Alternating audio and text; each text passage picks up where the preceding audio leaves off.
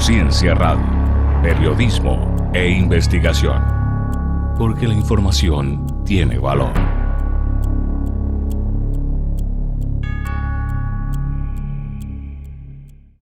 ¿Qué tal? ¿Cómo están? Sean bienvenidos nuevamente aquí a CR.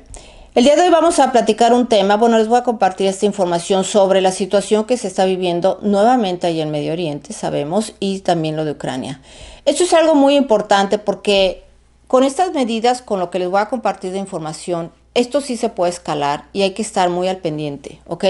Yo sé que muchos van a decir, bueno, siempre han dicho lo mismo, se escala, pues sí, se está viviendo una tensión latente que mucha gente nada más piensan que esto es miel sobre hojuelas y esto nunca va a pasar y todo está muy bien. Ustedes no tienen idea de todo lo que sucede atrás de todo esto que está pasando, ¿ok?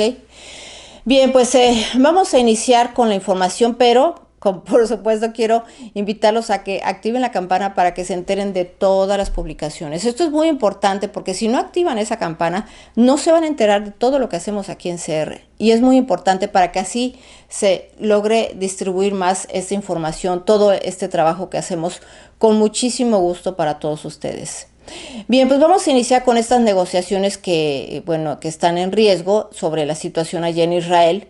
Ustedes saben, después de que pues se presentó estos 6 rehenes muertos, pues se desató nuevamente esta crisis.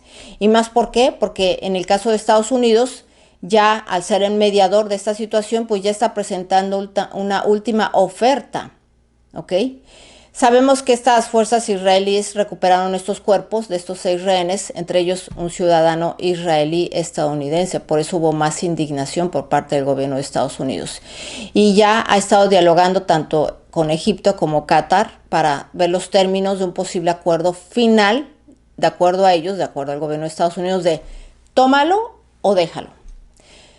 Sin embargo, aquí los funcionarios del gobierno de Biden señalaron que aún no está claro si este entendimiento de los 6 rehenes hará que más o menos Israel y Hamás pues lleguen a un acuerdo, ¿no?, en estas próximas semanas. La situación que enfrenta el gobierno estadounidense y en particular lo que es la administración de Biden es un claro reflejo de las dificultades inherentes a la mediación en conflictos tan complejos como es este de Israel y Hamás. La recuperación de estos cuerpos de los rehenes han inyectado un nuevo sentido de urgencia, pero también subraya lo frágil que es este equilibrio en este tipo de negociaciones. Es posible que este hallazgo refuerce lo que es la administración de los involucrados para llegar a un acuerdo, pero también podría endurecer lo que son las posiciones y complicar aún más la situación. La apuesta de Biden por se puede decir que un acuerdo de tómalo o déjalo es muy arriesgado, sobre todo en un escenario donde las emociones, sobre todo, y las tensiones están al límite. Si bien Estados Unidos ha sido históricamente un mediador clave en la región, el éxito de este esfuerzo dependerá de la disposición de las partes a ceder, por supuesto, en estos puntos críticos y de la habilidad diplomática para manejar un entorno volátil. En cualquier caso, el desenlace de estas negociaciones tendrá un impacto significativo no solo en la región, sino también en la reputación de Estados Unidos como actor diplomático en conflictos internacionales. Fíjense en esta situación, si es algo un poco complicado y les voy a decir por qué. Sabemos que este grupo Hamás son radicales y hacer una negociación, sí, posiblemente negocien como mediador de Estados Unidos, pero de que respeten lo que se negocia, ese es el problema. Sabemos que Netanyahu ya salió pidiendo disculpas por lo sucedido. ¿Por qué? Porque pues, la gente se manifestó el fin de semana, salieron a las calles ya hartos de esta situación, hartos de que todavía siguen teniendo más rehenes y que por supuesto están viendo que los van a entregar, pero en calidad de muertos. Y eso es lo que ya no desea la gente. La gente quiere un poquito de tranquilidad ya en sus vidas. Por eso están solicitando al gobierno de Netanyahu que negocia, no seas tregua, lo que sea, pero queremos vivir en paz un rato. Y más sobre todo la recuperación de estos rehenes. Eso es lo que ahorita está exigiendo la gente ahí en Israel. Por supuesto, ya Netanyahu salió a decir que sí, que pidiendo disculpas sobre lo sucedido y que van a hacer lo posible con esta situación.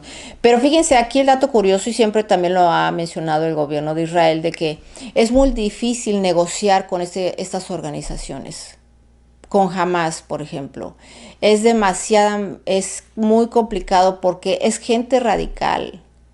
Nosotros conocemos la filosofía y la mentalidad de esa gente porque nosotros en el pasado, muchísimo tiempo atrás, nos dedicamos a este tema. Y es gente que no, o sea, es inhumana esa gente.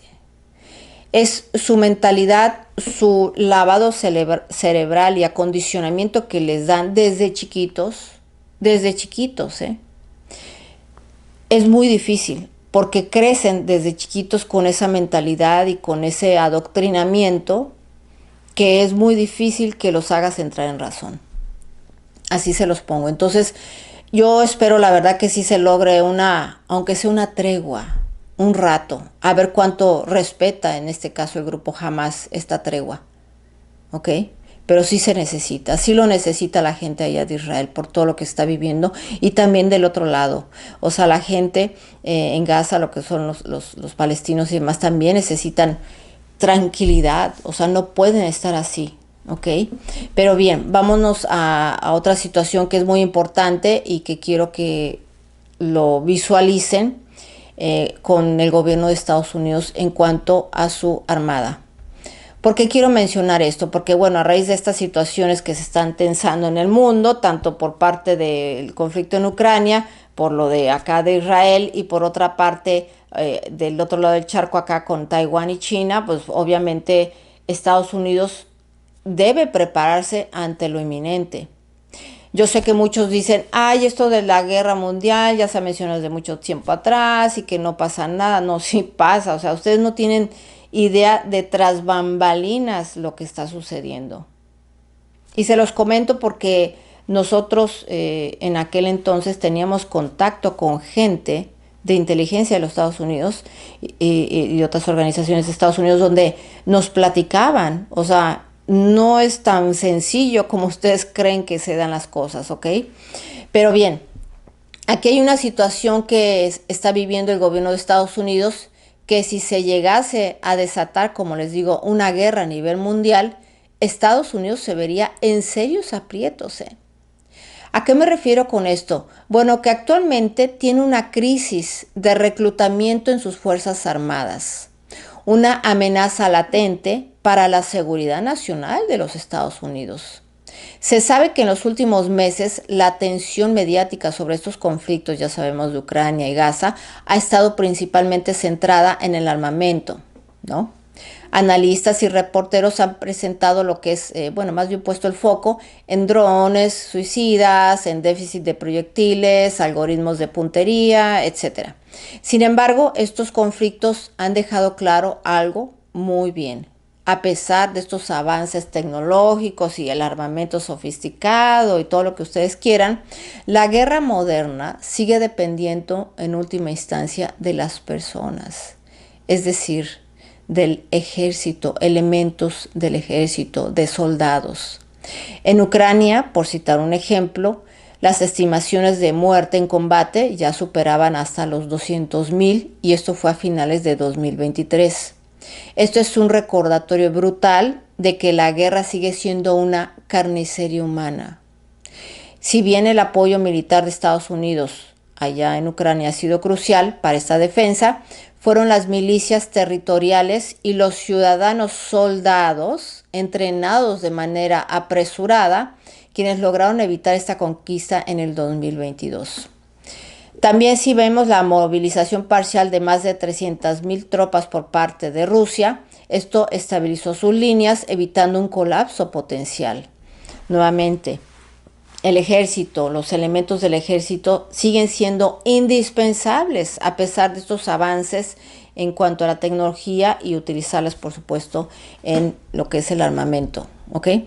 Ahora, una situación similar, por citar otro ejemplo, se vive allá en Medio Oriente, ¿no? Sabemos lo que sucedió el 7 de octubre, cuando pues prácticamente rompieron esta barrera que tiene Israel, que estaba altamente automatizada, o sea, también de la alta tecnología, pues fue violada por este grupo de Hamas, ¿ok?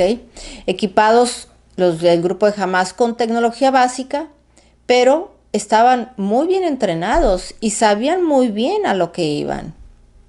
Nuevamente, fue un ataque sorpresivo que posteriormente fue repelido, pero quedó claro que incluso que a pesar de que Israel se enorgullece de su gran destreza tecnológica, la seguridad depende primero y sobre todo de las personas. Nuevamente, esta movilización inmediata que se dio de parte de Israel de 360,000 reservistas permitió a Israel conducir su campaña contra Hamas y por supuesto disuadir a otros enemigos tanto en Cisjordania y Líbano. Ahora, regresando a Estados Unidos con esta situación de su ejército. Sabemos que Estados Unidos está teniendo este problema por algo crucial y se los voy a comentar. Estados Unidos, el gobierno, abolió lo que es el servicio militar obligatorio. Esto ya data desde hace más de 51 años, confiando en las guerras e intervenciones por medio del All Volunteer Force, por sus siglas ABF en inglés, ¿ok? Esta fuerza totalmente que es voluntaria, por supuesto, es un término engañoso, ya que los estadounidenses no hacen filas para enlistarse en este grupo. El ABF es realmente una fuerza reclutada con aproximadamente 150,000 jóvenes anualmente, a través, por supuesto, de un esfuerzo que hace el gobierno de Estados Unidos, pero que es costoso, Si bien esta fuerza ha sido suficiente para los conflictos allá en Irak y Afganistán, si vemos o si Estados Unidos presencia un enfrentamiento ya con las potencias, tanto de Rusia o China, ahí sería otra historia completamente diferente, con la posibilidad de que existan más bajas en pocas semanas que en toda la guerra que se ha dado contra el terrorismo, en toda la guerra global.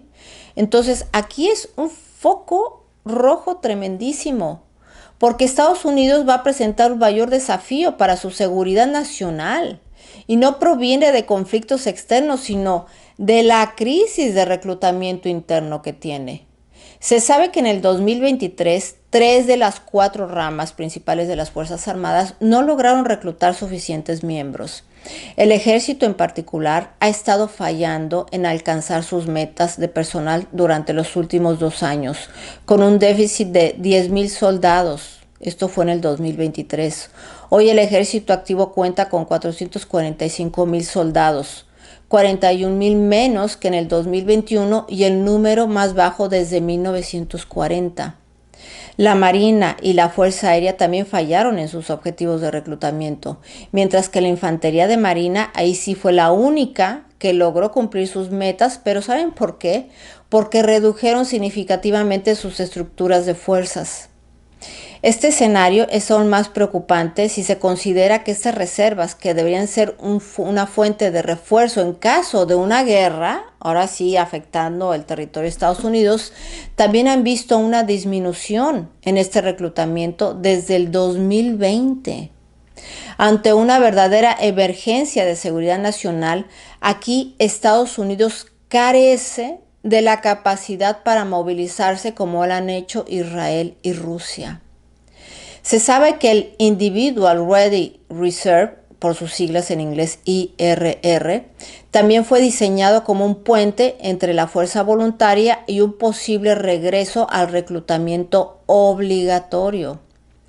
Se ha visto su número reducido también drásticamente desde la guerra de Vietnam. La situación se agrava aún más por esta elegibilidad decreciente de los jóvenes para servir al ejército. Se sabe que antes de la pandemia, menos del 30% de los estadounidenses entre 17 y 24 años eran elegibles para el servicio militar. Y esta cifra, por supuesto, ha disminuido aún más. ¿Por qué? Porque sabemos que aparte que la obesidad existe en la juventud, la falta de aptitud física, los problemas de salud mental se han exacerbado por la pandemia y el uso de drogas ha dejado que la mayoría de estos jóvenes estadounidenses estén inhabilitados para el servicio militar. Incluso entre aquellos que son elegibles, les falta ese interés por enlistarse. O sea, es muy bajo. menos del 10% de estos jóvenes de entre 16 y 21 años consideran seriamente unirse al ejército.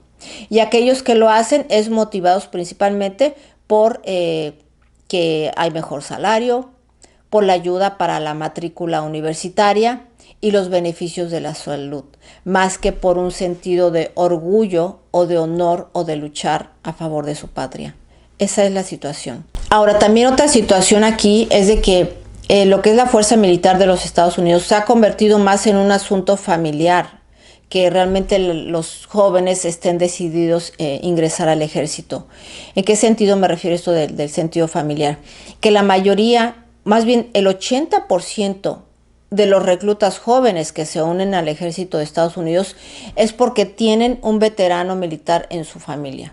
Es por eso que lo deciden. Pero si no existiera ese familiar veterano militar, no se enlistarían al ejército. Entonces, aquí la ventaja de esto, del 80% que compone el ejército, de este tipo de, como les digo, de reclutas, es porque tienen esa casta guerrera, ¿ok? O sea, sí quieren, luchar y trabajar en el ejército.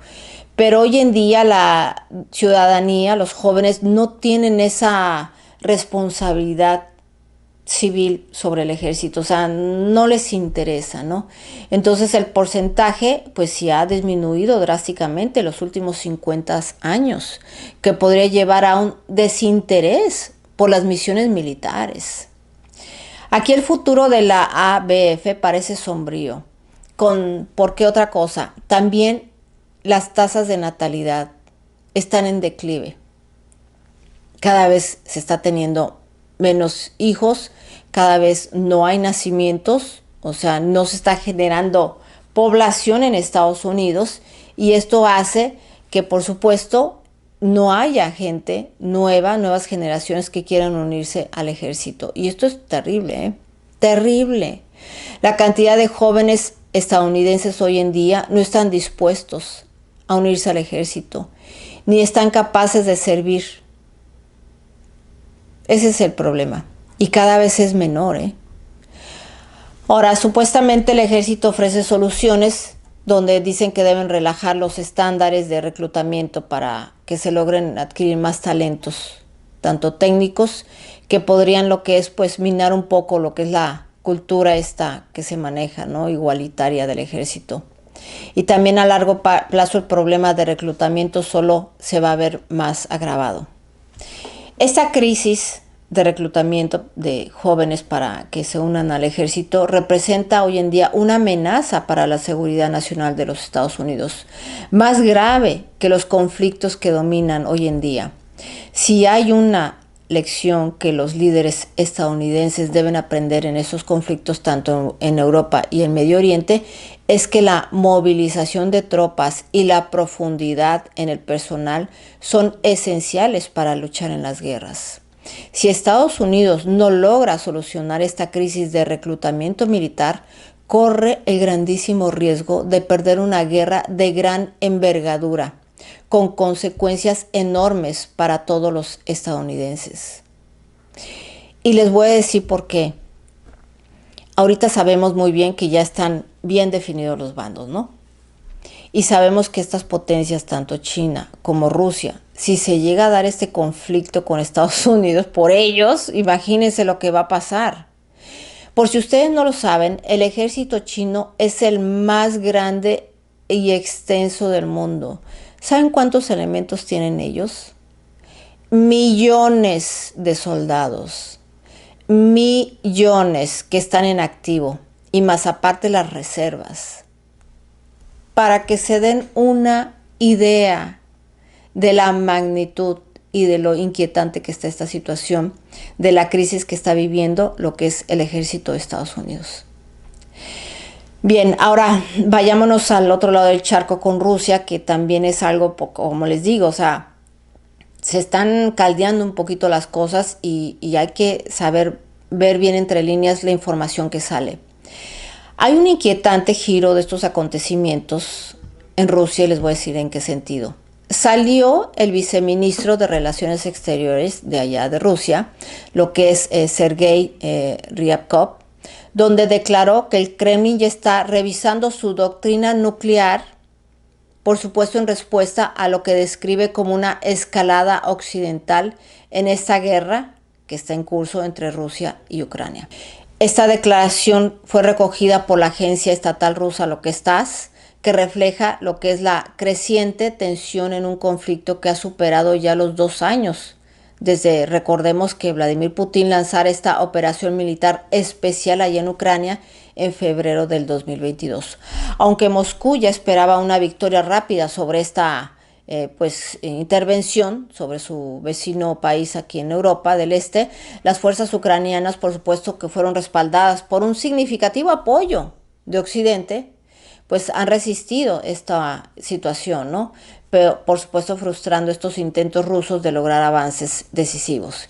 En estas últimas semanas sabemos que esta contraofensiva ucraniana ha llegado incluso a la región de Kursk, que es territorio ya ruso, algo que nunca se vio que ocurriría desde la Segunda Guerra Mundial. Este avance, por supuesto, ha provocado preocupaciones nucleares en Moscú, que el mes pasado ya acusaron a Ucrania de intentar atacar lo que es la planta nuclear, ¿no? Con drones, ya todo lo que pasó, que se echaban la bolita, ¿no? Ambos. Pero bueno, se sabe que desde el inicio del conflicto la posibilidad de que Rusia utilice armas nucleares siempre ha sido una fuerte constante de preocupación.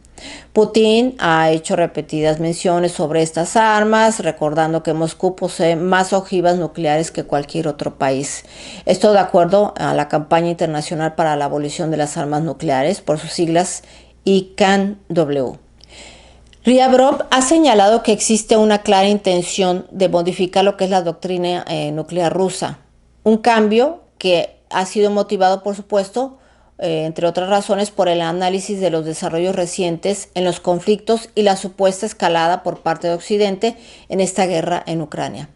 Aunque no especificó cuándo estaría lista esta nueva doctrina, subrayó que el proceso es muy complejo, dado que implica lo que es el aspecto más importante de la seguridad nacional allá en Rusia. Este anuncio se produce pocos días después de que Sergei Narinsky, lo que es el director del Servicio de Inteligencia ruso, acusara a Estados Unidos de intentar desequilibrar el sistema de seguridad internacional en el ámbito nuclear. Además, en junio sabemos que Putin advirtió a Occidente que no subestimará la posibilidad de que Rusia utilice estas armas nucleares, recordando que su doctrina permite su uso si se pone en peligro lo que es la existencia del Estado. Es decir, sabemos muy bien que Putin no es tonto, nada tonto, y él ha dicho, yo no voy a utilizar nada más las armas nucleares a lo tonto, pero si existe una amenaza directa, un peligro existente en mi territorio, en Rusia, ahí sí no voy a dudar. Si existe un peligro real, contundente de parte de Occidente, que están apoyando a Ucrania, ahí sí yo no voy a dudar y voy a empezar a utilizar armamento nuclear. Aquí las palabras de Ryabkov, por supuesto, se enmarcan en un contexto en que los Estados Unidos ha sido un aliado clave, ya sabemos, de Ucrania, proporcionando, ya sabemos, miles de millones de dólares en ayuda militar y que han sido, por supuesto, para la defensa del país. La administración Biden, junto con otros líderes mundiales, lo que es apoyo económico y que ha condenado esta invasión rusa, ya sabemos, como un acto injustificado y que no provocando, por supuesto, posicionando el conflicto como un punto central de la seguridad internacional y la estabilidad global. Que no iba a ser así. O sea, Rusia ya había planeado invadir Ucrania por los recursos, eso es un hecho. Pero como se metió a Occidente, esto se escaló. Ese es el problema. Entonces, aquí la revisión de esta doctrina nuclear rusa representa un sombrío recordatorio de que a pesar de estos avances tecnológicos y las nuevas formas de guerra, la amenaza nuclear sigue siendo una realidad latente en este siglo XXI. Capaz, por supuesto, de redefinir estos cursos de los conflictos y potencialmente de la historia misma. O sea, es algo tremendo, no tienen idea. No tienen idea, pero bueno. Ahora, ya para despedirnos, aquí es otro dato muy importante lo que les digo. Cómo se están definiendo los bandos dependiendo de los intereses económicos, Aquí ustedes saben muy bien, todo depende de los intereses económicos, cómo se van dando los aliados. ¿En qué sentido? Bueno, se sabe que Putin visitó Mongolia y por supuesto se desata un desafío abierto a lo que es a la Corte Penal Internacional. ¿Por qué? Porque se sabe que el presidente ruso, lo que es Vladimir Putin, marcando lo que es la primer visita que se da a Mongolia como un país miembro de la Corte Penal Internacional, donde es buscado lo que es Putin por presuntos crímenes de guerra. A pesar de que se da esta orden de arresto emitida por la CPI, es improbable que Putin, por supuesto, sea detenido. Y más bien, ni lo detuvieron. Ya llegó, ya está aquí el martes hoy, está ahí en Mongolia. ¿Y qué? No lo han detenido. Esta visita, por supuesto, se produce en un momento delicado para la comunidad internacional por el conflicto ahorita que se está viviendo, que observa cómo un Estado miembro de la CPI, en este caso Mongolia, opta por ignorar las obligaciones legales internacionales. Sabemos que el Kremlin anunció la semana pasada esta visita a Mongolia para conmemorar el 85 aniversario de las fuerzas rusas y mongolas contra Japón imperial. Esto fue hace años, en el 39. Bueno, este evento, por supuesto, tiene un significado histórico para ambos países, porque parece servir de telón de fondo para una decisión que desafía directamente la autoridad de la CPI. Para quienes no saben, esta orden de arresto contra Putin fue emitida en marzo del 2023, obviamente tras las acusaciones de crímenes de guerra relacionados con la deportación de cientos de niños ucranianos desde orfanatos durante este conflicto allá en Ucrania. A pesar de estas graves acusaciones, el Kremlin ha manifestado su falta de preocupación por la visita de Putin a Mongolia. Cito textualmente: tenemos una excelente relación con nuestros socios de Mongolia. Esto lo declaró Dmitry Peskov, quien es el portavoz de Kremlin. Por supuesto, todos estos aspectos de la visita del presidente han sido cuidadosamente preparados. Es obvio, ¿no? Ahora, aquí nuevamente voy a la cuestión económica. Esta nación, lo que es Mongolia, depende de gran medida de Rusia. ¿Por qué? Porque importa lo que es petróleo y gas natural de Rusia. Entonces, como son esenciales para su economía, esto se centra también en la exportación de materias primas como carbón, lo que es cobre y oro. Además, Mongolia importa el 95% de estos productos petrolíferos de Rusia, con lo que representa el 35% del total de sus importaciones. Se sabe que durante el pasado fin de semana tanto la CPI como Ucrania presionaron a Mongolia para que arrestaran a Putin. Por supuesto, a estas demandas se sumó también Human Rights Watch, que instó al gobierno mongol a cumplir con sus obligaciones internacionales. María Elena Vignoli, que es la consejera de Justicia Internacional de esta organización, advirtió que permitir la visita de Putin sería una afrenta a las muchas víctimas de los crímenes cometidos por las fuerzas rusas y socavaría lo que es el principio fundamental de que nadie, sin importar su poder, está por encima de la ley. Esta situación es muy interesante porque recuerda al incidente del año pasado, también cuando Putin evitó viajar a Sudáfrica, otro país miembro de la CPI, para asistir a la cumbre de los BRICS, allá en Johannesburgo. En esta ocasión, Sudáfrica negoció con Rusia para evitar una crisis diplomática, lo que lo llevó a Putin a participar en esta cumbre, pero de manera virtual. Aquí, Mongolia, al igual que Sudáfrica, enfrentó una difícil decisión de elegir entre mantener sus relaciones con Rusia o cumplir con sus compromisos internacionales ante la CPI. Este episodio, por supuesto, subraya las limitaciones del sistema de justicia internacional cuando se enfrenta a las realidades geopolíticas y plantea serias preguntas sobre el equilibrio entre la ley internacional y los intereses nacionales. Nuevamente, como todos los países ya estamos globalizados, nos estamos rigiendo bajo leyes internacionales, Pero nuevamente estamos haciendo a un lado esos intereses nacionales, esa independencia de cada país. Entonces, es una línea tan delgadita en esta situación que en el caso de Mongolia dijo no, o sea, que venga Putin. ¿Por qué? Porque va a afectar nuestros intereses económicos como nación. No vamos a cumplir en este momento lo que son las leyes, porque nos vamos a quedar sin gas, nos vamos a quedar sin petróleo, o sea, lo necesitamos. Sí, me estoy explicando. En este caso, la visita de Putin a Mongolia no solo desafía a esta autoridad de la CPI, sino que también pone en evidencia las tensiones latentes en la comunidad internacional, donde estas alianzas estratégicas y las necesidades económicas a menudo superan los principios de justicia y responsabilidad. Así de sencillo, así de claro y llano está la situación. Pero bueno, pues llegamos al final de esta transmisión. Los invito a que dejen sus comentarios, es muy importante. Y les recuerdo, ahorita el PCI, si les interesa lo que es fortalecer el sistema inmune, desintoxicarse de metales pesados, vayan y conozcan el Desintox en unacura.com. ¿Ok? Bueno, me despido y nos vemos en otra transmisión aquí en CR. Conciencia Radio TV.